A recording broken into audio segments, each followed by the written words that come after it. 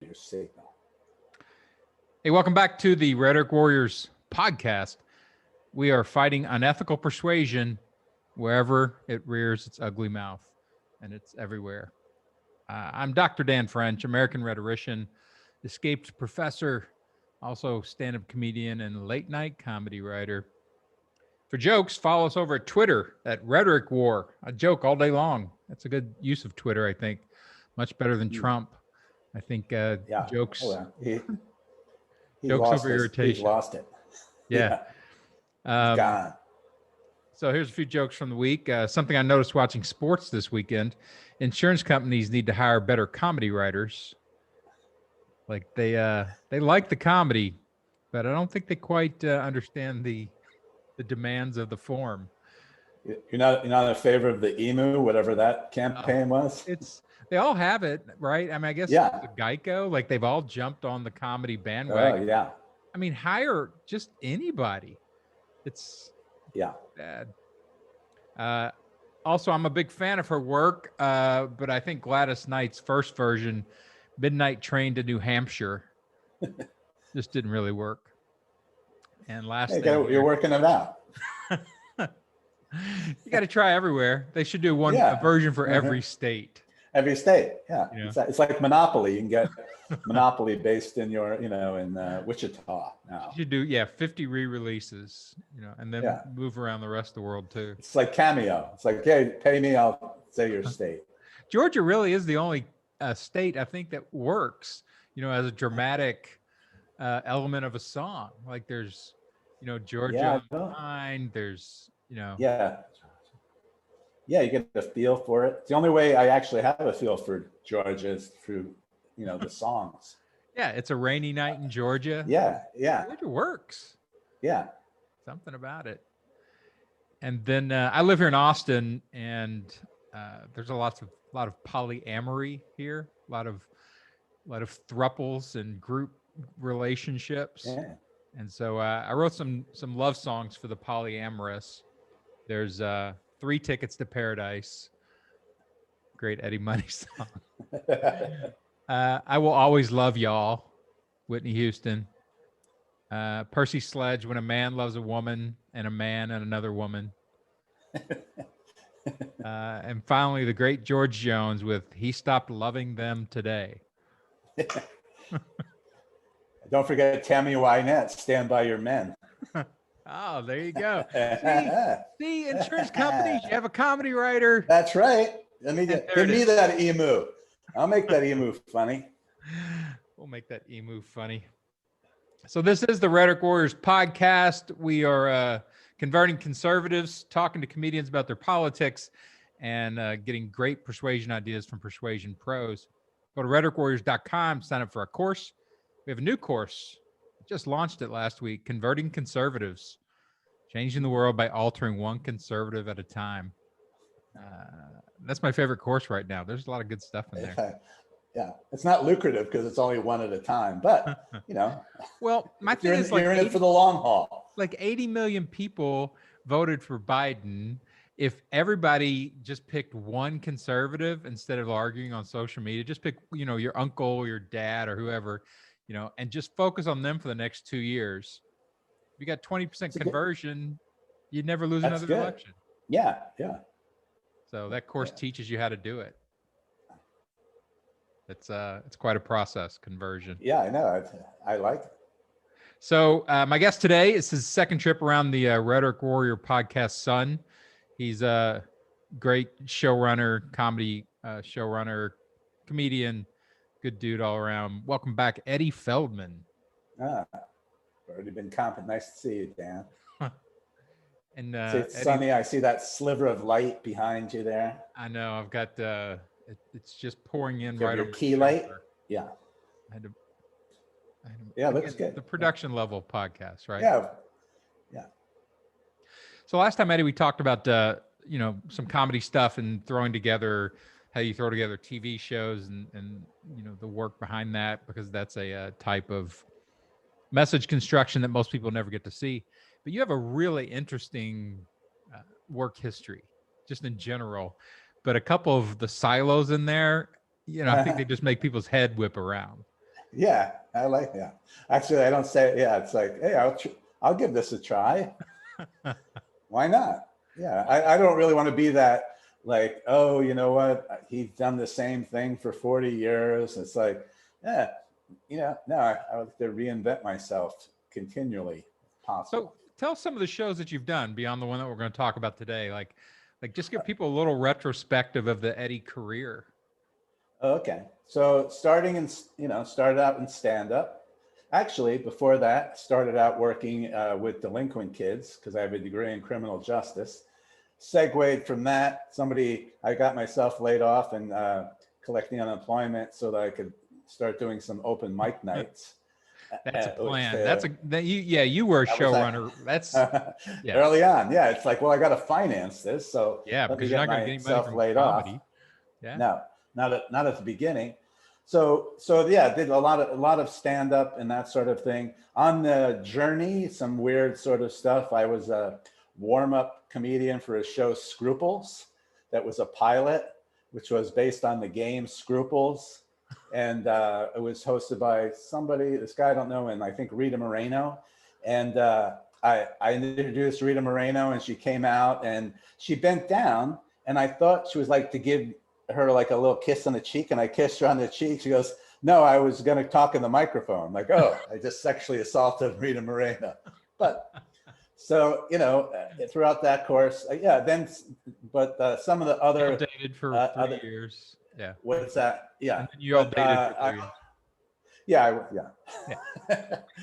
20 years older than me, but why not? No. She's a star. She's a star. I mean, it's been done. It's in Hollywood. It's one of those things of like, well, it's just that, only 20 years. So yeah.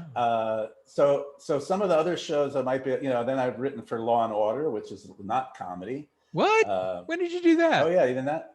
I didn't know. So I did, while I was doing Dennis Miller's show, I was off, for 3 months at a time, the HBO show. And I was a huge fan of Law and Order, watched it every night, loved it. It was close to what my degree was in criminology. And then at a Writers Guild kind of little soiree, it turns out I ran into the two executive producers from Law and Order and told them, I go, hey, I love your show, but my wife hates it because I'm watching it all the time. And I go, hey, if I had an idea for a show, could I come pitch it to you? And they're like, oh yeah, why not? So I pitched them this idea for an episode. They're like, oh, we really like it. Why don't you write it? I'm like, okay. All right. So then they ended up writing it. It got produced. And then for like 4 years, every break I had from the HBO show, I'd write an episode of Law and Order. And so I either would come up for an idea or they would give me one that they wanted me to write. But, so I kind of got my drama chops. Awesome. I love that. Winning drama. That's great, man. Law and Order. What a franchise that thing is. I mean, oh yeah, it was, I think they're going to run out of crime at some point. Like how much crime is there?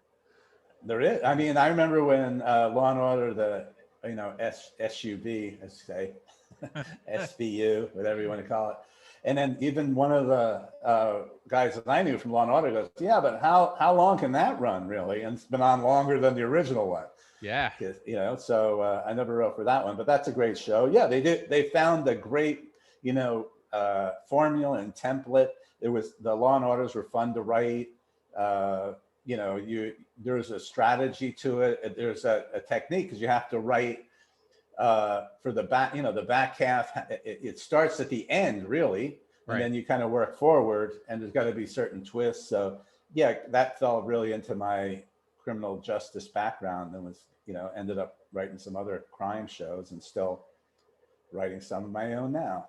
Oh, that's awesome. I always thought with Sam Waterston, what a great actor, but how many times can you play moral outrage? Yeah, I know. Yeah. Yeah, they're apparently for many years. Yeah, like he just as long as you get that check. Just disappointed in humanity, just yeah, just that look of like, yeah. Well, having worked in the actual part of the criminal justice system, it's like, yeah, it just happens in real life all the time.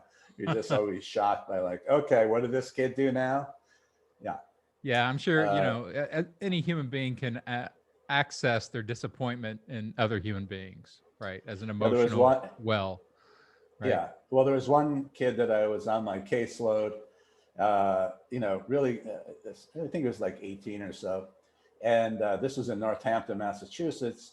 And so I got a call because a detective had picked him up and they thought that maybe he had stolen something or that. So I had to go in and sit there with the detective and this guy. And so we're talking and the detective is trying to draw stuff out of the kid. And then finally he just kind of gives up and it's like, oh, okay, man, I'll tell you what happened, who I am, what happened and that. And he goes, yeah, I want to admit to something that, and the detective's like, what? And he's looking at me like, what's this? What's coming up? He goes, yeah, I'm the sorry burglar. And the detective looked and it's like the sorry burglar. And then I realized in the newspaper about a month before, what happened is somebody burglarized a house and then a few weeks later took the stuff back and put it on the porch and wrote a note saying, I broke in, Ah. I took this stuff, I shouldn't have, and signed it to sorry burglar. And it was like this big story. It was in the local Northampton paper. And so the cop is like, wait, I know you're the sorry burglar? And he goes, yeah. And he goes, so the cop goes to him, the detective said, well, yeah, well, let me ask you something. And he says, so what happened? He goes, well, so I broke into the house and I'm, getting stuff and I'm putting in a box and I went in the closet and there was like a mink stole. And so I didn't know I couldn't carry it. I put on the mink stole. It was like a white mink and I'm walking around and all of a sudden I saw my reflection in the mirror and this kid was African-American. He's looked at, and I'm like, oh, this is ridiculous, man. And then so afterwards I felt bad about it. And then I returned the stuff. He goes, well, everything was returned, but there was like $400 in silver dollars that never got back. And the kid looks at him and goes, hey, I'm sorry, I'm not stupid. And then I'm like, we're all laughing. I'm like, what? I'm laughing at my kid. Yeah, he's still like, what's a good line though? Yeah. Was that a Law and Order episode? Did you write that up? No, I don't. No, I think I wrote it into some other stuff or other things and in the pilots and that, but I don't think I ever got it in there. Although, I should have. Yeah, a kid even, buttoned it. He even threw a button at the end with a, solid Oh punch. yeah, I know. Yeah, it's like, and we're laughing. All right, let's go to jail. So, That kid needs to write. He needs to be a Law and Order writer. oh yeah, he was he was funny, smart. That's just Interesting. yeah. Well, I don't know. We could just talk about Law and Order. We could talk about crime shows the whole time. We've already got 20 minutes in. But let's veer over. We'll come back to something else at some other point. But let's veer over to the job that I think is a head whipper for you, like especially coming from comedy writing. Although I didn't know you did drama, you had some drama background too. So you kind of had a range. Yeah, that's the whole point of whiplash, is to go forward and then backwards into as quickly as possible. All right. Yeah, so you got range. In my job at show running and stuff, I would get a call at different times from this headhunting company that mostly dealt with like TV executives, and they'd be like, hey, we're looking for someone to run TV at Fox, like looking for a late night person and that. And I would give them some recommendations, say, oh, so-and-so over at Comedy Central is really talented. Maybe you want to contact him. So, well, same thing happened. I get a call and they're like, hey, we're looking for a head writer for this company. I'm like, well, what's the company? And they're like, well, it's the WWE, wrestling. And I'm like, oh, okay. I go, well, let me think about who I might know that might be good for it. And I was kind of as a kid, every guy is like a big wrestling fan. Sure. Yeah. We watched it, and then you get older and then you have a girlfriend and they go, hey, we're not watching that. And then your wrestling watching is over. They stomp on yeah, they're like, well, no, we're not, no, I don't know. So anyway, then they said, well, what about you? Would you, be interested in talking about it? I'm like, yeah, sure. Like I said, I never say no, because maybe I'll find something and I'll write about that experience. So I, talked to them about it. it wasn't, it was like, I don't know if that's for me, and then they called me back a few weeks later and said, well, we have another job for it. Would you want to talk about that? And it was like the SVP of creative. It was a little higher. It was closer to like being an executive producer really than a head writer. And so I started this process. I talked to like Stephanie McMahon, Vince McMahon's daughter, like on a Zoom call or whatever it was, a Skype. And then they were like, well, yeah, she really likes you. Would you fly out to Stanford to meet Vince McMahon? And I'm like, yeah. And I was like, it was funny because I was like, I remember as a kid, because his family kind of had in the Hudson Valley, that's kind of where they were starting, like Albany, that was their federations, New York.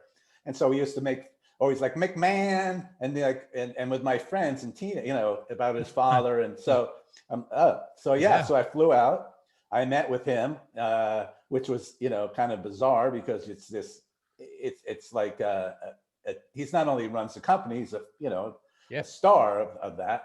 And get back, and then so lo and behold, I end up. They're like, "Hey, let's want to try this for like 3 months," and I'm like, "Yeah, why not?" So I'm like, "Yeah." So I basically picked up, and for 3 months, they put me in a corporate apartment and went there, and then started working for wrestling.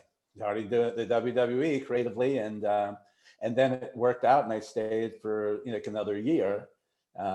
And so, yeah, it was in some ways though. Yeah. In some ways. And I told Vince, I go, oddly enough, if you took all the things I ever did in my life, and put them in a computer and they spit something out, I have an idea that would spit out wrestling, because there's a lot of similarities to stand up, to writing, to Law and Order, to drama and all that storytelling. Yeah. And being a stand-up myself, that would lend itself to what they do.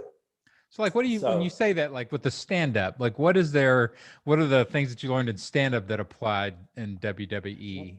Well, so every wrestler is what they call them, an independent contractor, but every comedian has a point of view, and every wrestler has a point of view, and that's their character, that's who they speak. Sometimes it's closer to who they really are or not, but they stand there in the middle of a ring and cut a promo, which is really talking into a microphone and entertaining people in a very sort of in a very entertaining way. Well, that's what stand-up is, a microphone, and you're talking to the audience and you're kind of winning them over on your side. So that part of it was that working for people, like comedians, is like, okay, and putting them in situations and writing and scripted stuff.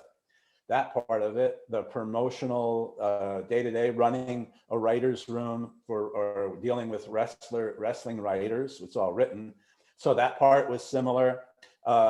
Doing things like promotional stuff, like, hey, we have to, instead of shooting a promotional spot for one of the late night shows, it's more creating a advertiser-based spot for wrestling. So right. Subway wants to do something entertaining for like a minute, and so like, hey, you have to write that, produce that, get that together. So that part of it was, it's like, oh, I know how to do those things. The actual, and as far as the wrestling goes, nobody knows wrestling better than Vince McMahon or all the other wrestlers that work there. So I can't, it was more like, oh, I'm going to learn that part of it, but they need help in more of the TV part of it that they don't do. So you didn't write like wrestling scripts, right? I mean, they work all that stuff out. Like, did you make suggestions for moves in the ring? No, not the moves, but so the way that's broken down is still that way somewhat now, is that there's a writing staff. There was like 30 writers, and then who basically come up with the matches, the ideas. It starts with the WrestleMania and works backwards. So just like Law and Order, it's like, okay, at the end of our year, we wanted to have this type of show, and now we start to build it throughout the year. It's like a reality show. It's like it's storytelling. Vince would always say, a match is just a match. Tell me the story that leads me there. Otherwise, I really don't give a shit. Right. What it is. So that's what the writers have to do, is kind of sometimes creating characters, sometimes creating storylines, and also unlike drama. Well, oh, hey, I have a great storyline. Oh, but the wrestler got injured. He can't wrestle. Now what? Now you got to change it. Now you have to sort of change it up. So every week you're creating, the writers, who some were comedy writers, some came, a lot of them are soap opera writers, Really? because you're kind of telling those stories. Yeah, that's where they kind of drew from.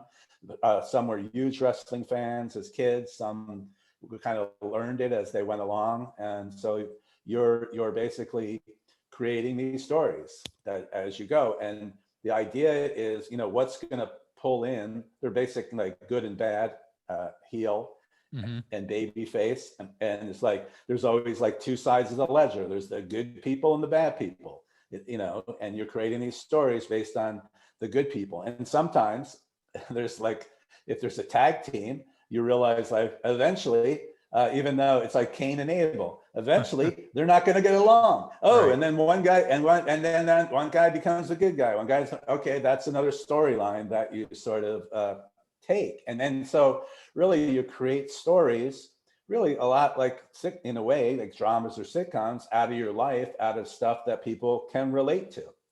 And so that's what I found. Yeah. So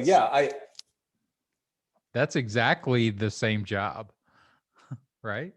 Yeah. And then at that time, it was funny because very much like somebody we know is president, they, in wrestling, they would get rid of people like, you're fired, I'm firing you.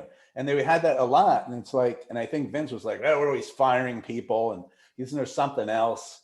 What do we do? And then I remember that Dennis Miller telling me that, when he was at Saturday Night Live, he said the way that Lorne Michaels, kept everybody kind of in check was that if you started to get too famous, he would hire somebody who kind of looked like you. He said, when Carvey was getting big and all that, all of a sudden he hires David Spade. It's like, oh, there's another blonde guy in that world. So I remember saying to them, explaining to the writers that, and said, so maybe there's a way, that a storyline that's what that you can do.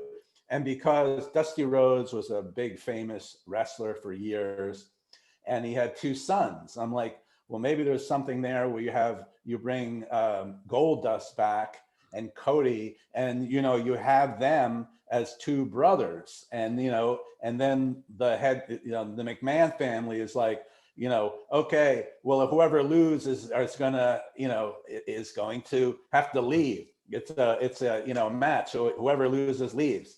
So that seemed to work. And then we had this idea that it's like, okay, so they need something else, bigger stakes. Well, Dusty Rhodes at that time was developing wrestlers for the WWE. So it kind of came up with this idea was, now they become a tag team.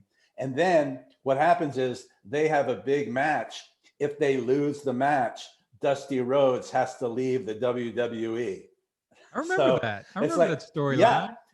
And it's funny because that became, which I didn't know, it became pretty popular because lo and behold, I ran into Dennis Miller's son, Holden, who's like a huge wrestling fan. And we were talking and I mentioned that. He goes, oh, that was like my favorite thing. And I'm like, really? I go, yeah. But I go, well, it came because your father told me that, this is what Lorne Michaels would do. And Lorne was kind of the overlord, kind of like the McMahon family was.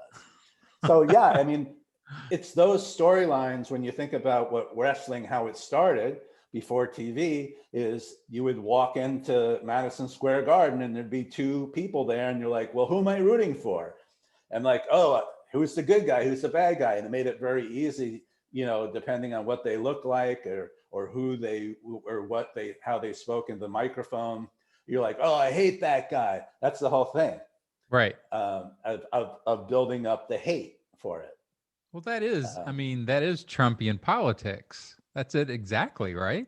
Oh yeah. Even though you root for the bad guy. I mean, I don't know if I think I told you this story, but I found out too, like Muhammad Ali, when he was Cassius Clay, went to see professional wrestling in Buffalo. And so when he got there, Gorgeous George was this big heel at the time. And Gorgeous George basically was, I'm so pretty, you Right. can't beat me. And Cassius and Ali goes, you know what? I bet there's more money in being that guy than being the guy who wins. It's like, and me as a black guy, I'm gonna make every white guy pay their hard-earned money to see me get beat, but I'm not gonna get beat. And they're gonna pay it again and again. And that's kind of like how you tell your wrestling story. It's like, oh, they almost beat him. Well, maybe next time. It's like, oh, but to pay again. Yeah, that's awesome. Yeah, I remember that, watching Muhammad Ali talk about that on multiple talk shows, and given, literally saying, I saw that and I'm like, hey, that's a good gig. I'm gonna type that and use it for myself, and turned it into this massive storyline that just took over the world. Yeah, right. Yeah. But that came out, just came out of That came out of wrestling. Professional wrestling. Professional That's right. wrestling gave us Muhammad Ali. Yeah. And took the money out of your father's pocket. And it's like rope-a-dope. What's that? It's like, hey, it's just another way that I can, have another match. That wasn't set. I mean, that's what happens in wrestling all the time. It's like, oh, wait a minute, he escaped. Oh, we'll have to come back next week and see what happens. Yeah, and it uses all those really, old and hardcore narrative techniques, that people, again, if you're not professional at storytelling and this kind of writing and construction, you don't really think in those terms, that there's all sorts of things for you to harvest from that have already been created as templates and as ideas, and just the good versus evil, the whole, that kind of stuff. One of the arguments I make about rhetorically what happened with Trump was one of the things that he imported was, storytelling, that kind of entertainment level storytelling. And nobody else was doing that in politics. Politics doesn't run on those same kind of storylines. So he started new storylines, and they just broke politics. Yeah, when he talks about drain the swamp, that's the classic wrestling thing. It's like he didn't have an idea like, oh, I need to get these people out. It's like he just floated out there, drain. And then people were like, yeah, drain the swamp. It's like, all right, okay, now we got to come up with policy for the slow. It's all slogan based. It's like, it's like rock. Think tanks and PR firms, on the right, they're very good about using professional communication resources to exactly what you did, which is to hand things down for the performers to use. Preformed, great script, explosive when people see it, and it just, it just erupts in ways that normal politics doesn't. Well, I mean, if you think same, that's the comedy. It's like, I'm white, you can't fix stupid. It's like, I get that. You don't have to tell me the joke. You're like, can't fix stupid. Okay, well, I can, now I'm going to give you examples of that, but I already know where you're going. Get her done.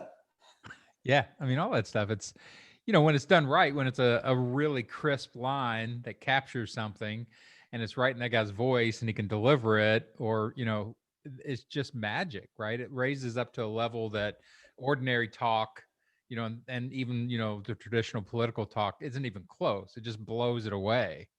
Yeah, I mean, that's why when, those debates with the Republicans, 18 Republicans, they didn't know what to do. They just looked at it like, well, we even the debates with, with Biden, a couple, of that actually Biden, I always felt, did better in the first debate, because he basically said, hey, a guy's lying. It's like, oh, idiot, just a clown. It's like, yeah, that's the way to debate something like that. It was the second one that they did where I didn't think he did as well, because he was trying to get his policy out.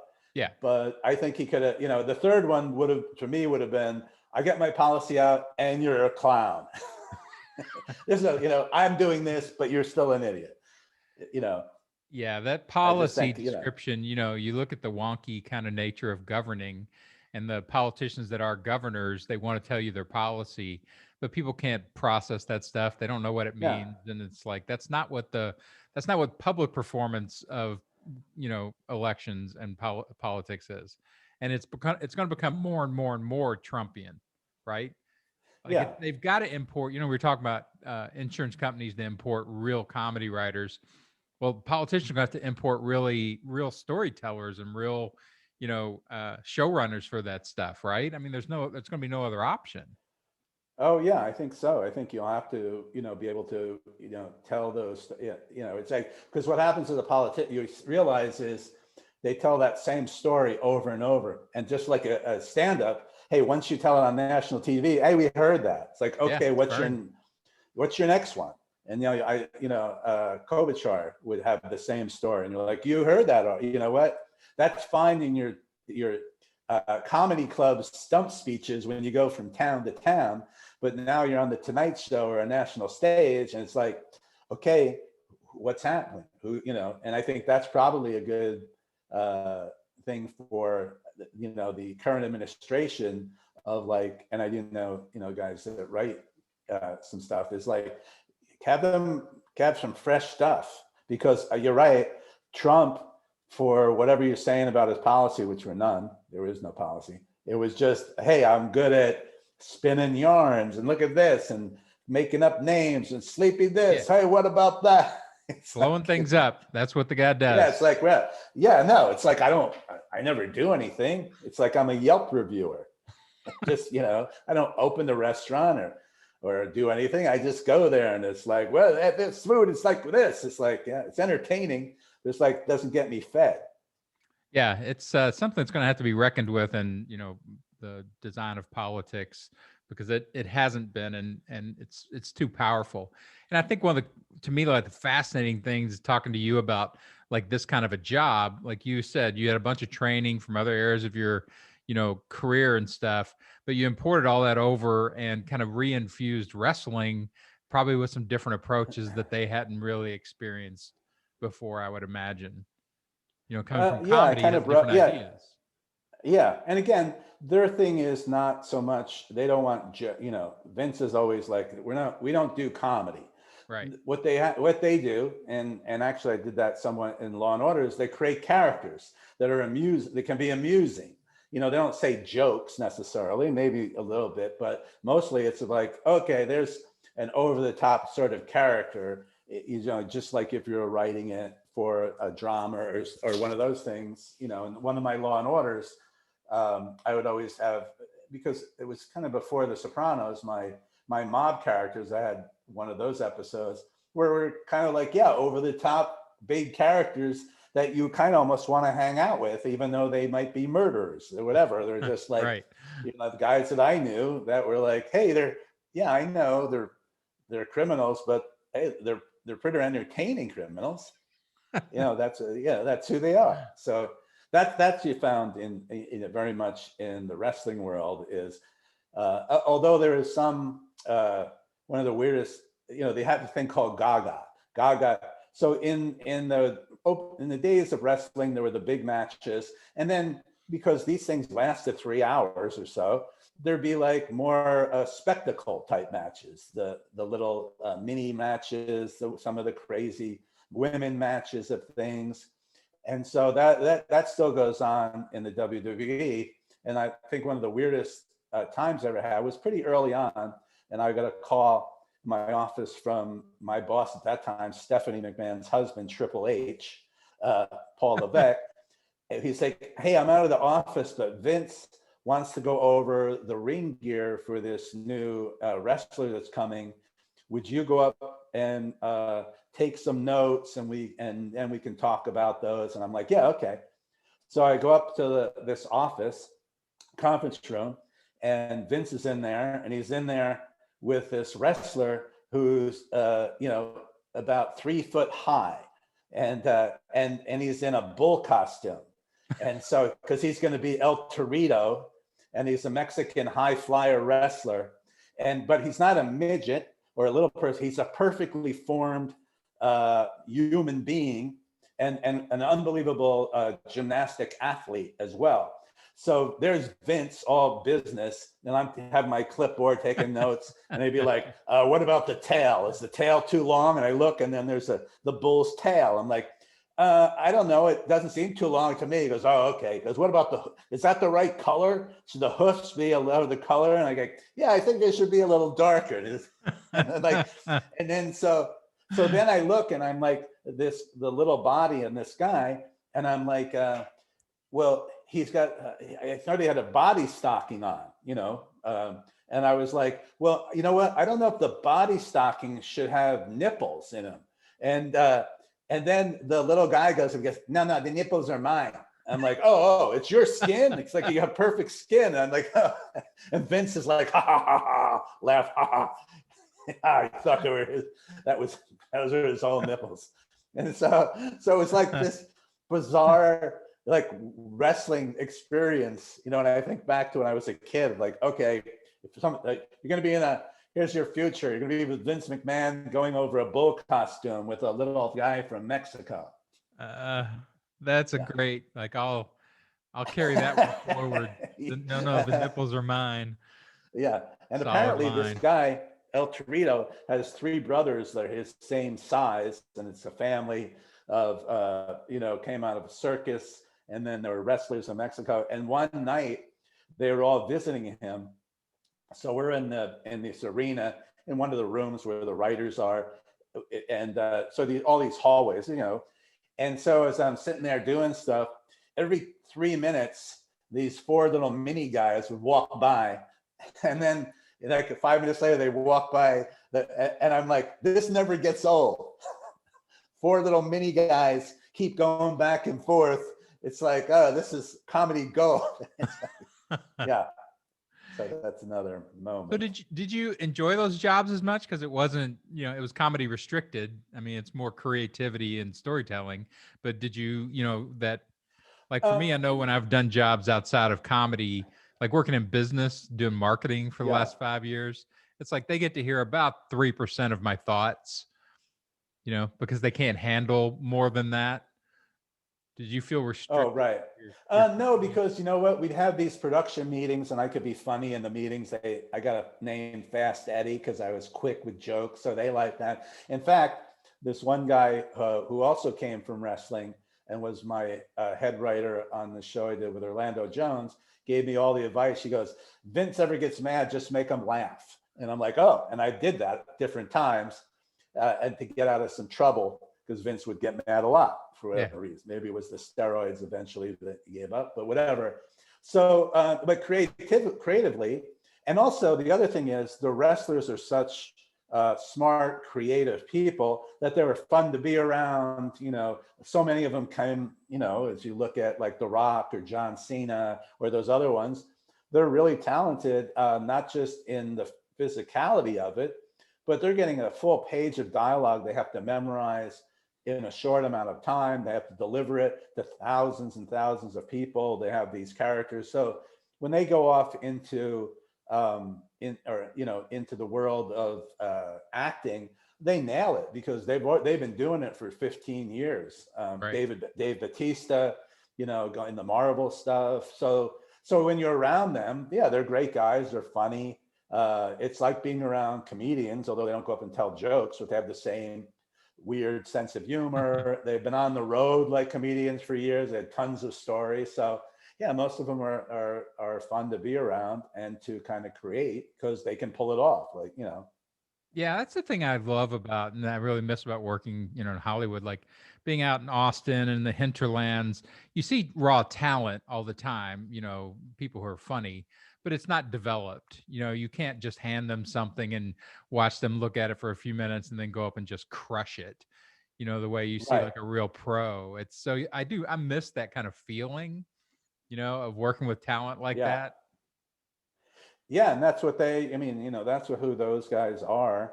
And that's what they're developed to be. And that's why so many of them have moved on past just the WWE and have done other things and continue to do that because it's their goals aren't but again, that's what drives them. That's what they've really worked hard to be. And then that's happened with a lot of like regular athletes. It's like, oh, hey, I started here, but I moved over here. I became a broadcaster. I've done this. But it is a very closed sort of world and society, I guess. Because of the travel, just because it's 365 days a year, it's constant. It's not like there's a season. It's always wrestling, 5 or 6 days a week. Always. It sounds like a hard job. Was that a hard job? Well, for me, yeah, I mean, I guess I enjoyed it. It was 24/7. The writers, are incredibly, they're traveling all the time. Your, uh, between you're never in one spot. Now it's different because of what's COVID, but like, okay, on Monday for Raw, you're going to be in Orlando. Okay, so you get done with Raw at about 1 a.m. You get in a car or on a bus because you got a 4-hour ride or 6-hour ride to Miami. You get in Miami at 4 o'clock in the morning. You're, in a hotel room, but then you have your meeting. You have to be up at 1. You're starting all over. And then on every month there was a pay-per-view, so you took that, and then you started like Sunday you're in one place. Monday you're in 4 hours away. Tuesday you're 5 or 6 hours away. You fly back on Wednesday morning to Stanford. You're setting up the shows. Then, when you're in the offices, you get Saturday off, part of Friday if you're on the road sort of group, and then and it's not like, well, we did it for 6 months, we take a break. It's like, no, it's just Wow. keep going. Yeah. So think about that. Like with, so was it like being on the floor at a sitcom where there's a certain amount of improvising work or day of work, like on a talk show, or is it all pre-written and you're just no? Well, how it works? Yeah, how that kind of works writer-wise is, so the writers are coming up with all this. They're meeting with Vince during the week, but ultimately the arbiter of everything is Vince McMahon. So you can plan everything, but then suddenly whatever Vince talked to some of the other wrestlers, they got other ideas. So a lot of it's put together. You might be 1 hour into Raw and you're still writing the show. Uh-huh. So you're like, and it's live. So it's like, we got to keep writing it. You keep working on it.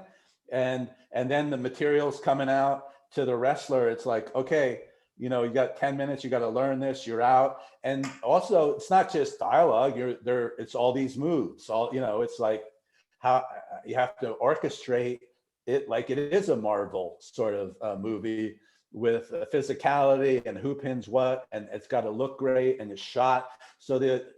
And behind the scenes of it is Vince and one of the experienced wrestlers who's retired, who's producing all this in an area they call Gorilla. Gorilla's behind the scenes of everything. And so, they're talking to the truck with the director who's shooting everything. They have a writer there who's making sure that the dialogue is right. Because if you make a mistake, you're setting up things for the next several weeks. So they're in the referee's ear. It's all being produced and all produced really live. So it's a pretty amazing live spectacle. And that was the other thing, I had done live TV, but not in that level to where there's so many people involved. So so it's everything comes together at that. It's like putting on a play every Monday, and then doing it again Tuesday.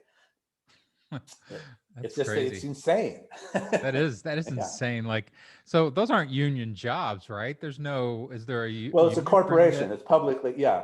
So the difference between that is, you have benefits and you have pension and you have all, and there's HR, and it's a year-round job, too. So, and you get you can buy stock. And so it's different than if it's a sitcom where it's like, hey, we're in production 8 months out of the year. Then we go away. It's like, no, it's like a GE. Like, oh, I work for GE. Well, no, you work for WWE, Yeah, that's what it sounds like. All that, I mean, the amount of manpower and, effort that takes must have been enormous. Well, yeah. And that was that part of my job. The other part, as head of creative, was there's a lot of other entities besides just those shows. So at that time they had a magazine. There was, I was kind of the liaison between them and consumer products. So there's all these toys being pumped out, action figures. The new wrestlers, there was 80 of them in Orlando that were being developed. in their own called NXT. So I would have to go down there, meet with Mattel. Mattel would come, measure the wrestlers, give you notes on what the ring gear was, because eventually they'd be making their action figure, and so that's a whole nother entity that would put on their own show. And then eventually those people would move in to the WWE, but they were developed there. They learn how to wrestle and not get hurt. So there's, that part of it. There's publishing. There's a studio which was doing movies. It's unbelievable. Wow. So yeah, I learned a lot. I wasn't as on the guy before me, which was nobody, but then we had somebody a year before, spent most of his time in wrestling. And then when I got there, I'm like, you guys have that covered. I'll go there. I was going like once or twice a month, but most of my role I felt was more in what I knew, the TV and promotional portion of it, because that's what they needed. They didn't have that before. So I kind of focused on that, which was, fun. So I would come back to LA once a month to interview writers. So I was traveling around and a lot of it's corporate jets. So it's pretty easy, so be like, okay, I'm done. I get on the corporate jet and I fly back that night, get up, do this stuff. So it was definitely an interesting year and a half or whatever it was. So it sounds, you said that you felt like you did some things to alter their business model some. So like, what do you mean by that? I guess it's funny because one of the things that one of the other parts of my job was to work, kind of be a liaison with their digital side and the head of digital. And so they're very progressive. And when I was there, they were developing their over-the-top network that got launched and actually just got morphed into Peacock Network. And they had their first, like, the WWE app. And so the app was eventually used to get subscribers, but they wanted to, so part of my job was also monetizing things and learning how to use the app. And so I really brought in, I was just talking about this today, a digital writer to work in between the digital side and the creative side so that they knew what they were doing. And because I, all my life was like, hey, looking by minutes and things, you could really start to see like, hey, there's certain patterns here and nobody was paying attention. Like the female wrestlers, the divas, as we call them, which were like, again, the Gagas, like, oh, we threw up the female wrestlers. I'm like, well, I look at the ratings and actually every female wrestling match equals the highest rating that you've got for Raw. So it's that, you're less, you should actually have 2 of those matches. Right. So I used to position them to where after at the end of an hour where they would have the crossover, that's when people are like, okay, it's over. It's like, but if you put a Divas match after it, people actually stayed through the commercial. So by, using TV science and having this data, it's like, I put in the extra Divas match and they started doing more of that. And then at the same time, they were doing Total Divas on E. They were like, oh, it's some show with the women. I'm like, well, actually, if you look at the cum of that ratings, that's outdrawing really what you're getting at Raw, your main show. So it's like, you have to focus on these outside things that because your guy wrestlers are not paying attention to.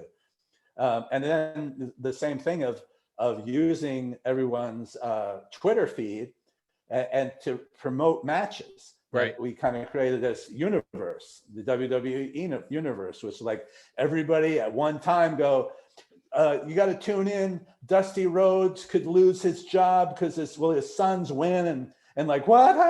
We got to watch, tune in. And you could see like, oh, there are rating spikes because all these social media followers, when they're pinpointed, would push towards the creative. So things like that, which are fun because you're like, hey, you know what? You can figure it out. Look, there's a pattern. And I would sell it to Vince. So it happened for a full month. Like, oh, okay. They like that.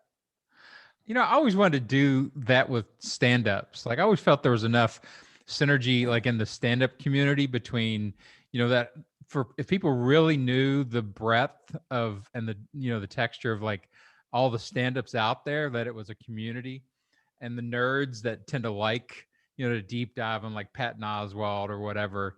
Right. Nobody's ever really farmed stand up outside of its kind of stage presence. And with that, like you'll you get an hour and 20 minutes of it's great and whatever, but everybody judges just that final product. They don't do all the side stuff like you're talking about, where you're harvesting more from what, because they're crazy.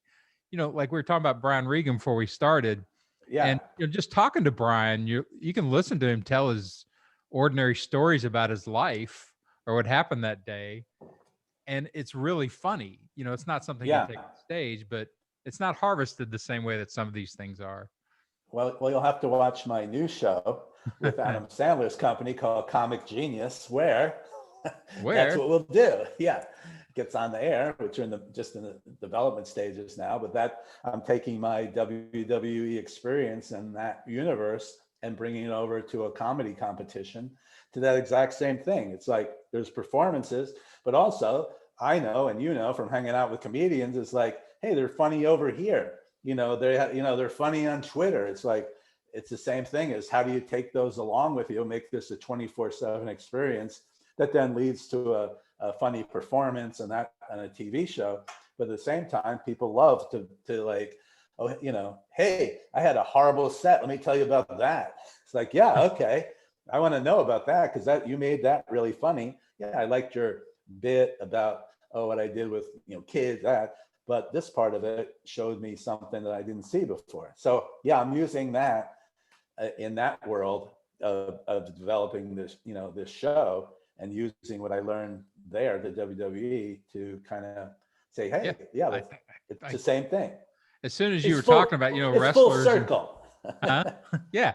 As soon as you talk about wrestlers, and how fun they are to hang out with, and the texture of all that stuff, I'm like, oh yeah, that's totally like with stand-ups. When you hang out with them, you're like, oh, there's a lot here. There's a lot of that you never see. There's this one famous wrestler I work with, this guy called Road Dogg, and he's been around for years and part of this, these outlaw guys. And so one time I would ride with he and another guy from the company, like these 4-hour drives. And the first time I rode with them, Road Dogg, who's crazy and stuff, all they did was sing Michael Bublé songs the whole way.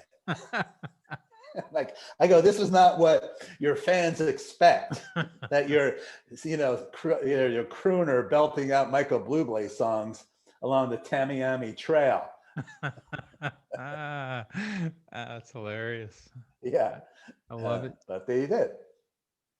Yeah, I think I remember when Last Comic Standing, there were a couple of seasons where they tried to expand what it was, where they would do, like, they were in the house, and they put them into uncomfortable situations where they had to do like improv for kids and things like that. And I'm like, you don't really understand stand up.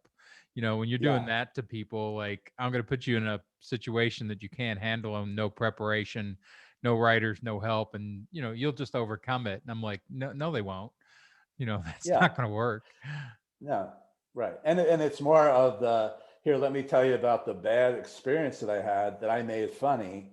Then in the moment, people think, oh, when people aren't funny, it's funny. It's like, no, it's still not funny. Yeah, it's still not funny. Tell you about the horrible thing. Like, I worked with this guy once, I forget who it was, but I'm like, hey, what you been doing? He goes, oh, I just did my first college. And I'm like, oh, that's good. How was that? He goes, yeah, it was just weird. I go, what? He goes, I had to MC this thing. I go, what was it? He goes, well, I got there and they just said it was like a student performance, and then I would go up and do time in between each one. I'm like, yeah. I go, so what was weird? He goes, I go, were they comedians? He goes, no. He goes, it was a grieving class. And so people got up and told about loved ones that just died. And then I was supposed to come back and go, hey, okay, let me lighten it up the room. Next guy, like, and then the cancer and my mother, and I was 12, and it's like, okay, hey, it was great. I'm like, yeah. I go, that's funnier, not telling it now than being there and trying to bring people back from tears every time. So Nobody, surely other professions aren't exactly like this, right? Where everybody has weird experiences at their job, but not like stand up or wrestling or whatever, where it's just like you tell people and they're like, what?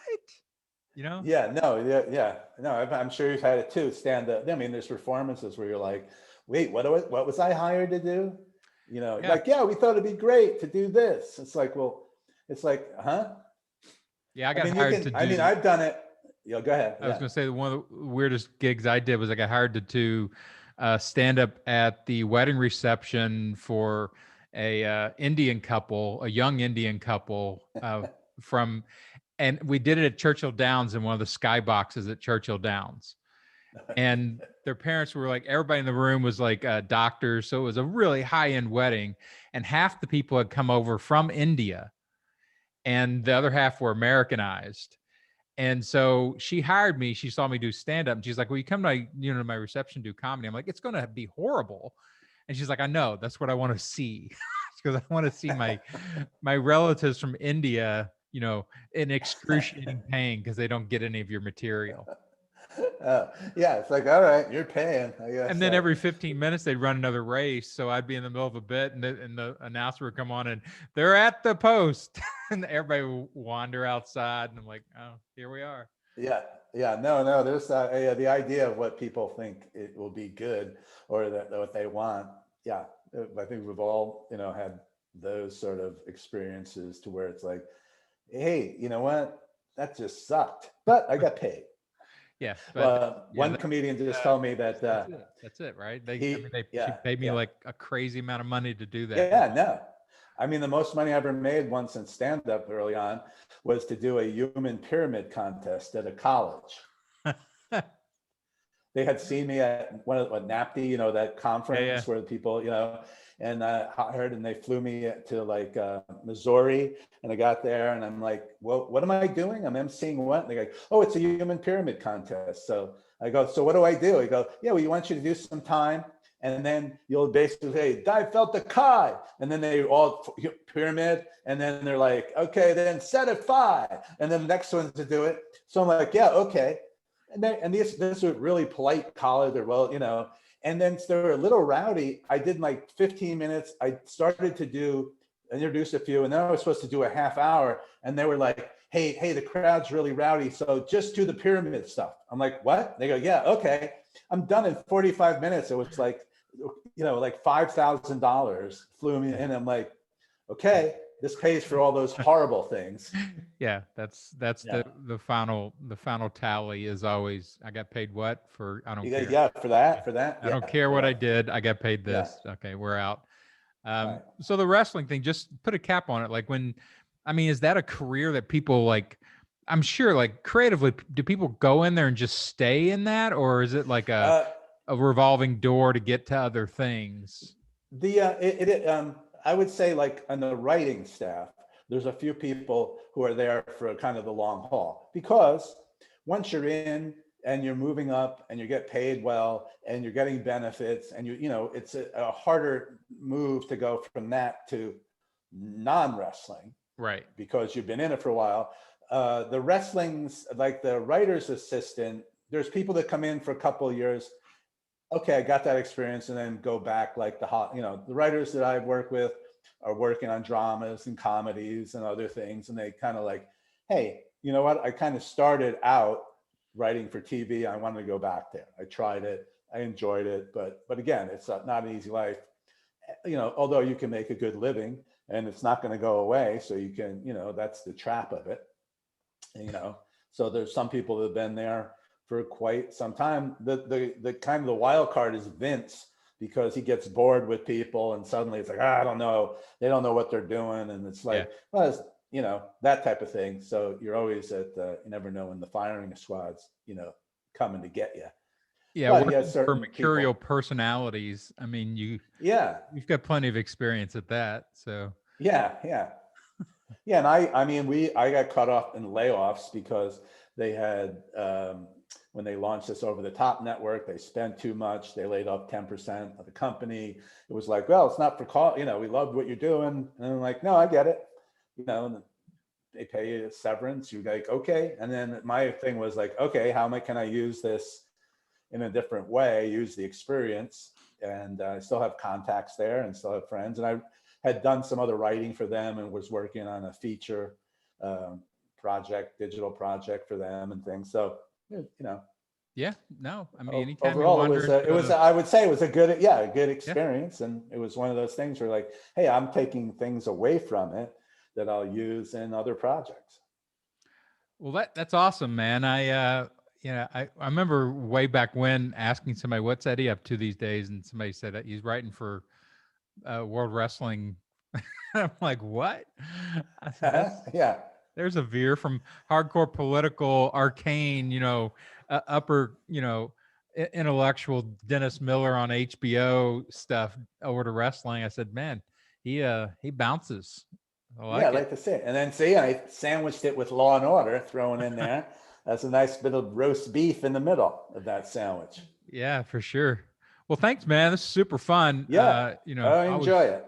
Yeah, I love this stuff. Maybe it's just me, but I love, getting into the nuts and bolts of these things and, the kind of these jobs. And I try to drag it back over into, the stuff I'm trying to offer to people for, constructing, political talk and persuasion and things like that. But I could just sit here and, just listen to yeah. Well, I mean, you know what, we talked about it before, but that persuasiveness, that really hitting the gut of the average wrestling fan is hitting the gut of the average voter. And it's out, it's stump speeches, really. You're out selling yourself and your product, out and around the country. So, there's, you're persuading people to suddenly like you and root for you. And that's what politics is. Yeah, it's all the same thing. It's constructing, effective messaging that works with, Americans across, many different regions and, orientations. And, I think the Democrats are going to have to, like I said, harvest much more from this, the storytelling and the entertainment, because that's what everybody's grown up on now. They're not growing up on, wonky politics. Nobody's reading the, long articles in the, Washington Times about, the issues. They're grabbing stuff real quickly off the internet, and you have to adjust. Yeah. I mean, the days of Tim Russert are over. It was great, that sort of thing where you came on and, it's like, okay, you have some access and you get to hear. It's like, that's not what people are used to or want to hear, Well, even the intellectual tradition of the right that I've seen, like the George, Wills and, those guys, which was, I was never, I never bought into a conservative approach to the world because I'm a comedian and I want a fun America. I don't want a, a stilted, scared America or like, don't give the children too much rain. But at least it was an intellectual tradition and it was a hardcore one, but that's gone away. Yeah, that's not there. No, I mean, these days when I look at it, like I have a feeling, something that, these days Caligula would be really a conservative Christian. That's how he would like, I have all these orgies, but really I'm a conservative Christian. And then like, oh, he's a conservative Christian. It's like, it's good. Caligula. Yeah. What about all this? Like, oh, come on. It's just, that's the world where you can go, if you look now where it's going politically on the right, it's like, I became handicapped when I was at the Naval Academy. It's like, he was never at the Naval Academy. That's not true. Like, I was an Army Ranger. It's like, he wasn't an Army Ranger. Yeah. So it's like, well, nobody checks or they don't care. So, well, nobody checks your wrestlers, right? Your wrestlers make these massive fictional claims and it creates this, engaging, heightened character, but nobody goes in and checks, where, like, how many steroids is The Rock on? Nobody checks these things. It's just, I like to see this blown up muscle character. Right. Yeah. Yeah. It's like this, it's entertainment, it is, it's all entertainment. And that's what Trump was. It's just entertainment. There was nothing, if you ever whenever I talk to a Trump fan, there's never like, well, I like and then what he did is like, well, he did nothing. He did less than nothing. He should have done something. He did nothing. You just like the personality behind it. Right. Which is for TV, fine, but somehow it's like, hey, there's 400,000 dead because you know what, it didn't fit his image to say, hey, we got to do something about it. It's like, oh, in my sitcom I wouldn't do that. It's like, Right. well, yeah, but it's not a sitcom, and you know, it's like it's real, and all these people are dead, but yet people are going, yeah, well, he was, you know, he fought for us. It's like, no. Yeah, I But don't know, man. no. The tsunami of entertainment coming into politics, because politics is storytelling that affects somebody's life. Like wrestling, you see storytelling. Every once in a while, you see some kid go home and throw his brother over the clothesline or something. But it's Yeah. not affecting the whole nation. Like you don't write a storyline at wrestling and then the next day the whole somebody loses all their benefits because of your No, yeah, storyline. right. Yeah, because you're this, yeah, you're telling people now, nobody wear a mask. I wear a mask, even though you're like, what? Yeah, So it's like, it's a weird overlap of the stuff we do about just pure fiction and story and things like that. But when it breaks over into real life like that, it opens up all these issues, these ethical issues, and like what should the limits of entertainment be? There's no way to limit it anymore. Like I say, it's a tsunami. It's coming in. It's broken into politics, and it's not going away. So we have to come up with new ways of dealing with it, but it's going to get better and better, right? I mean, as the writers and the production structures get imported over, it's going to get better. yeah. Well, I do think that maybe, they're bringing it up that, that what they did away with the fairness doctrine, because at some point it's like, hey, yeah, your ratings are good, you're making money, but you're lying to people and people are dying. I mean, I liken it to like if the HGTV decided that from now on 11 inches is a foot, that's a foot is 11 inches. And then people are building things. It's like, why are things crooked? I'm like, I don't know. I did exactly like HGTV said that. And it's like, well, yeah, but now, things are exploding where people are dying. It's like, well, you lied. It's not 11 inches aren't a foot. That's where we are, where people are saying things and not true, except the difference is there are people, suffering and dying from it. Well, and that's why I split this stuff into ethical only persuasion and unethical persuasion, because it has nothing to do with right or left or anything like that. It's like if somebody is using unethical persuasion, like lying, they should be Yeah. taken out of the equation. Like if Yeah. you listen to that, it's going to ruin all of public discourse because you can't rely on information anymore. And it's going to, pull a certain number of people over into misinformation. The problem is the form of persuasion itself. It's unethical persuasion is dangerous to a democracy, Yeah. Yeah. and getting people to recognize that, and say, hey, if somebody lies on their resume, it's not, oh, let it go. It's they are banned from politics forever. Yeah. You can't. Yeah. You know, Well, it's fun. I did a little experiment the other day on Facebook just to see, which was I'm like, hey, at least we can all agree on this, and printed 5 facts, basically facts that and you know what? Normally I would get like a couple of the Trump fans like, oh, this and that. As long I didn't give an opinion on anything. I just said, hey, this is a fact. There was no widespread voter thing. The virus didn't go away, blah, blah, blah. And I found like, oh, nobody came at me because I didn't give an opinion. All I did was to list facts. If I, said something about Trump opinion wise, then they're going to come back as an opinion. right. But the facts, they can't go, I want to go at him, but there's no place. How do I get in at him? But I know because I would have to then, show that, he could come at me. So I was just like, oh, I got plenty of people agreeing and likes and things and that. But none of my little Trump fans came in to attack. Yeah, and that is literally ethical persuasion. You've just Yeah. told the truth in a bare format. That's why journalism, started at least in its foundations to rely on that. Like we try to get as objective as possible. We try to just report the facts of what happened because that's an ethical stance.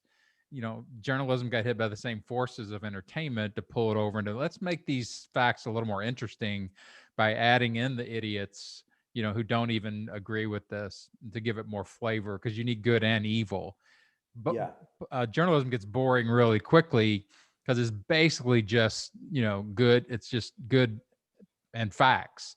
So it's not story wars like that. Right. Yeah. No, and that's really what the cable companies have become. Fox is like, My difference is, I would say, being liberal somewhat, is that, MSNBC is a very opinion oriented, but they take a fact and they give you your opinions on it. Fox takes a fact, changes the fact, then gives you opinion on what they changed. It's like, again, their opinions would be based on a foot is 11 inches. Right. And it's like, wait, we passed over that. So as you know, Danny, with a foot being 11 inches, that's why I only need this much material. And we're like, well, okay, wait a minute. Can we go back to the foot is 11 inches? That's not, well, let's go on. You're obscuring the point here. I'm talking about the house. Yeah. Yeah. It takes a lot more sophisticated, ability to parse it out so that you can say, look, it's okay to give opinions. Like, it's okay for Fox to give opinions. I don't care if they give, opinions, but you can't let them infiltrate the facts. Like, if you just say, here are the facts. Now like, there's no voter fraud. There was no voter fraud in this election. But we still, want there to be, or we still would prefer it to be, or, like, maybe they could have done these things, but we know they didn't, but wouldn't they be okay? But that's a more sophisticated way of talking and holding them, their feet to their fire, their tongues to the fire, that we just don't have really. Like, journalism can't do that to it. Can't force them to talk like that. The fairness doctrine had some of those teeth, but like you said, it got pulled away, and there's nothing now controlling them other than like this Dominion lawsuit, Well, that's it, right? I mean, that's the only thing that's controlling them is capitalism, and somebody saying, no, guess what? I'm going to sue you because you're lying and you're hurting my business. Then immediately, like, oh, what? Oh no, yeah, huh? Yeah, but no, there's nobody. That. Like, I mean, Tucker Carlson, basically his lawyers won a case by saying, well, it's just entertainment. No one believes it. Vince McMahon, what happened, tying it back to wrestling, at one time, Vince, because it was like boxing, he had to get, permits, and they were kind of stifling his business. So finally, he really said, okay, I'm changing my business. Yeah, letting it's sports entertainment. There's a predetermined outcome. It's not real. I'm telling you that. So we're going to make you think it's real and all that sort of stuff, but it's not. And that, because of that, he was able to, don't need like boxing commission permits and that. Really, that's what, Tucker Carlson's is like, hey, we're telling you it's not real. But that message is obscured and nobody goes, oh, well, hey, it's entertainment. None of it's real. They're like, it is real. It's like, yeah, because you're too stupid or whatever, or don't care to see that they're telling you it's not. Well, it's got to become like the warnings on cigarette packages. It can't ever go away. They make that statement one time. He doesn't start his show with, hey, nothing I'm going to tell you tonight is true. Yeah. Right. It's this message way over there that, 70% of them never even heard. Yeah. And it's like, if you're going to do this stuff, and then again, it's sort of the project of the rhetoric warriors, is getting more sophisticated ways of doing even, our modern communication, because it's all morphed. It's all become this production oriented, high dollar, high talent, and you've got to do other things to contain it because people can't handle it. I mean, it's literally overwhelming everybody, and they're believing crazy shit because it's so well produced. No, the people are good. I mean, that's what, I said before, like when I used to listen to Rush Limbaugh when I was driving out to do all my colleges, I realized, like, okay, I see, I can only listen so much, but I realized, like, I see what he's doing. It's a very dictatorship. It's like everything I say, and then when I have somebody on, they're very weak, and I smash them, and then they're like, look at that. It's like, well, I'm just saying we have to be good to each other. Oh, good to each other. Well, I suppose. And then they're like, I guess. And then that's what Fox is. Fox is. That's why you'll never see any of those. Their people on any other shows. They can't. They're going to see Hannity come over to another network. He could. That's not a contractual thing. Is because then people go, Sean, but this isn't true. And then he's like, well, anyway, it's like, no, here, look, it's not true. It's like, no, I can't have that. I can't come out into the real world. Yeah. Because it's weird. Like CNN having Rick Santorum on, like CNN got, all this pressure for years and years, about avoiding the right. And they finally have a guy on like that. And he's so out of place and it's so heinous. I can't watch it. I have to turn it off Yeah. if he's going to Yeah. say things, because it doesn't fit the aesthetic. It doesn't fit even the tiny amount of attachment they've been able to hold on to with journalism. It doesn't fit even that. And it's like, why would you let this guy in? It's like you would be having a wrestling and you would have a ballerina, suddenly walk into the, or a long distance runner to fight. And you'd be like, what's this? That doesn't fit. Well, but again, that's, they have him because it's a produced, it's that, Scott Carter did a long time ago with like Politically Incorrect, where it's like, hey, we're going to invite the weak Republican. Your job, I'm producing this segment and your job is to be the other side of it. And then we'll take you apart. Santorum agrees to it because he gets paid, but there's a producer, as we know, in his ear saying, no, your job is to be the asshole. That's why we hire you. But if they you don't want to be the asshole, he doesn't lose in a satisfying way. Like, but I think like that's watching all wrestling and then your guys always. Oh, no, that's always right. lose. Yeah. Yeah. But again, it's a pretty, it's like they have him for a reason and he's getting paid. And if they didn't have to have him, they could not have him, but something says, yeah, we need to have that guy because ratings wise, that's why it's like, hey, just turn him off. If you see him, turn him off because they have minute by minute ratings. Yeah, I mute him. I do. If I'm watching something, I'll mute him. But it's like, it is interesting to watch them try to, again, figure that out. Like, can you add in a villain to the sort of heroic, side and still maintain the aesthetic? And to me, like in journalism and stuff like that, you really can't. You can add in other people, but adding like a total villain into that setting, it just, it's too much of a shift to me. And I want him, I'll go get him, but I don't want him over here. Right. Well, it's like when they go, okay, like that segment every once in a while, let's go see what the Trump voters have to say. It's like, why? Okay, I'm not watching that either. I get it. I know that's your go-to thing. Yeah. Okay. Yeah, I hadn't listened. I didn't listen to Trump for at least 3.5 years. Like, I would turn it off all the time. I would never listen. Yeah, I never would. Yeah. If I did, I would control it. Like, I would come in afterwards and I would do like little clips and find something to kind of laugh at or whatever. But letting him kind of dominate the story space, like come in and, where I couldn't protect my brain from him, that was horrible. That was an awful idea for America. Yeah. No, and you would still see, and there are people I know too that were like Democrats, liberals, like they're watching him on Fox. It's like, why are you watching him? It's like, I want to see what he says. It's like, well, yeah, you're then you count. And they're like, hey, it's not like it's not connected. Fox goes to Trump and goes, hey, our ratings are great, keep it up. And it's like, well, how come he keeps saying it? Because you keep watching it. Yeah, because you keep watching. It's not like out there in the world of like how, it's like they know you're watching. And so they're going to keep doing that. Well, and look at the amount of villainy it took for them to cancel him, like the real world villainy. Like it had to be so big, an insurrection at the Capitol with, some death in it. And, and they keep trying to intensify it with kidnappings and they were going to hang Pence and all this because they had to make it so big that the villainy, was so real that they could finally cancel him. I know. And even then, I always had my control group of Trump supporters on Facebook. There's someone I went to, I won't say her name, but someone I went to grade school with. And it's like one of those things you're like today, she's posted something with Nancy Pelosi, like she has to go. It's like, okay. Well, again, I don't reply anymore, but like, and how would you make that happen? Okay. She has to go. And then are you going to move to San Francisco to her district where it's, right. It's 30 times what you're paying for your house? You're going to do that? And okay, now you're there. Now what? It's just to get. Are you going to go through the democratic process to get the effect you want? Yeah. How would that work? You're just going to scream and threaten. Yeah. Yeah.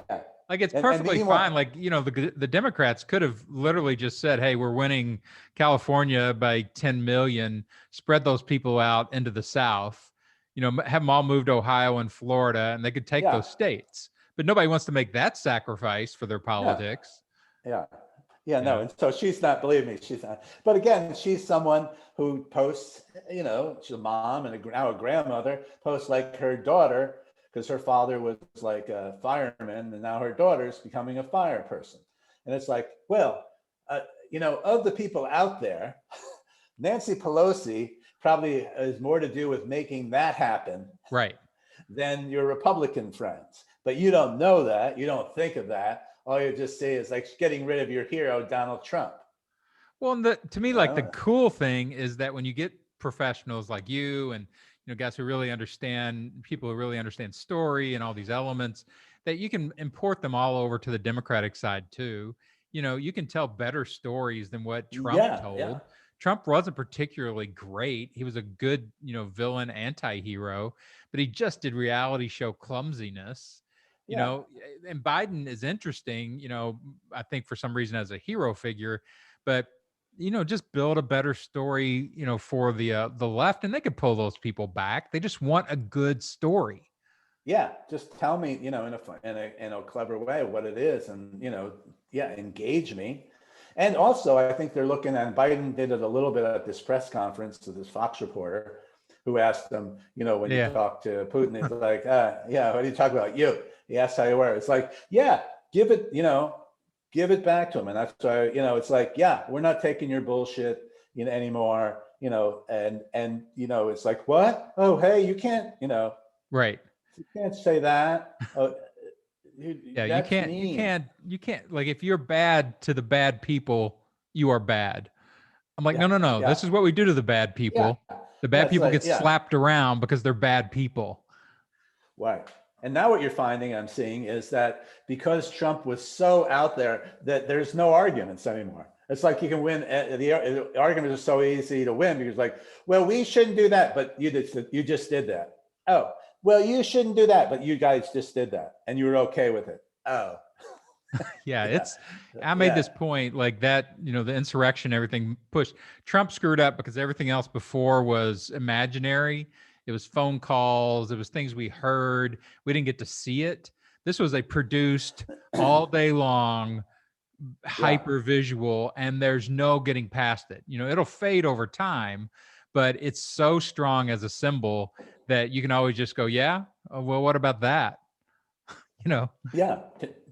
Yeah, look at that. Yeah. To me, it was actually, I thinking about the perfect representation of the Trump presidency, because it was all anger, anger. We're going to get in there. Now we're in there. It's like, what do we do? Let's take some pictures. I don't know. yeah, It's not like, yeah. no, you're going to, this is a building. How are you going to govern it? Well, I don't know. I got my antler hat. Where my antler? Well, Back and to, it went from, Trump's fiction world where he's always building, fictional good and evils, and it became real. And then people got to see it for what it really was. And they're like, these guys are idiots. yeah, that's you. Yeah. If you can look at your hardworking uncle and go, huh, see that moron? That's what you look like. Okay. What? It's like, yeah, the guy in the, in the tunic who's out Oh there, my the guy is God, like right? near, it's like those guys, that's you. That's what Yeah. it's like I said it before. It's like, remember, like when you do at a club and they're like, oh, hey, the MC is going to be the guy from the morning zoo coming in from the radio show. You're like, okay. And they were horrible. And not only were they horrible, but they brought their fans. And for the first time, they saw like, oh, my fans are morons. Like, yeah, that's what you bring. Yeah. Morons. That's what your zoo show is, with Yeah. your bad jokes and racist jokes. That's you. Yeah. Yeah. And it's such a backstop to everything. So highly produced. It's just perfect. Like Trump did not understand that I think it's the kind of death knell of that sort of fascism intrusion, because you suddenly get to see it. And we didn't get to see all the, like, death camps or murders or things like that you get with real fascism, but we got to see, a play act of it, in a real place. And that's the first time we've seen it. It's the first time it's Yeah. like, oh, look at it. That's what happens is Yeah. chaos. Yeah, it's like, yeah, because that's what you're mining. That's what you're those rallies, all those sort of things. That's where it's lead. It's not going to lead to a better place. There's no policy. There's no, everything is just destroy things. It's just, that sucked. That turned, I don't know what they're doing. Hey, I'm the best. What do you, it's like jerky boys. Right. Bring That's your exactly shoes and right. glasses. That's exactly what it is. Yeah. It's jerky boys. And and people don't know, like, he went in and all those resources had not yet been, firebombed. Nobody had come in and done that. And he firebombed all of them. There's nothing left. Like, you see Cruz and Hawley and these guys trying to do Trumpian type things. And it's like, hey, idiot, that's already been done. Yeah. We're not interested anymore. You sound like a bad version of Trump. Right. Yeah, that's what you're doing. And you're not matching up. And, it took all kinds of things to get together to get him to where, somehow he popped his head out. Yeah. Well, 40 years of fame within the culture, and then 10 years or 8 years or whatever it was as a top rated TV show. Nobody else has that. You can't, Josh Hawley can't lead the sitcom. No. You can't launch with Hawley. No, it's like one of the writers, like, I could be a star of a show. It's like, well, no, you can't. No, you can't. It doesn't work that way. That's not your thing. Yeah. All right, man. Well, again, all right. Clearly we can talk. So, yeah. So anytime, happy to do it. All right. So good to see you. I will circle back around. We are Rhetoric Warriors, helping the good people beat the bad people with better rhetoric. So come back and we'll see you next time. Okay. Thanks, Dan.